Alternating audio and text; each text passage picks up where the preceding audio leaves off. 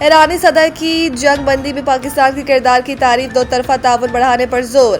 ایرانی سرکاری خبر ایجنسی کے مطابق ڈاکٹر مسعود پزشکیان نے جنگ بندی کے لیے پاکستان کے کردار کو سراہتے ہوئے وزیر اعظم شہباز شریف اور فیلڈ مارشل سید عاصم منیر کی کاوشوں کی تعریف کی۔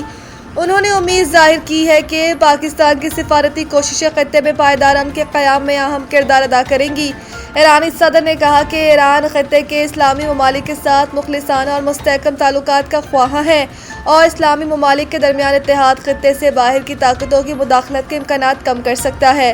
ان کا کہنا تھا کہ اسلامی ممالک کے درمیان ہم آہنگی اور اتحاد دیر پا امن اور استحکام کی بنیاد بن سکتے ہیں۔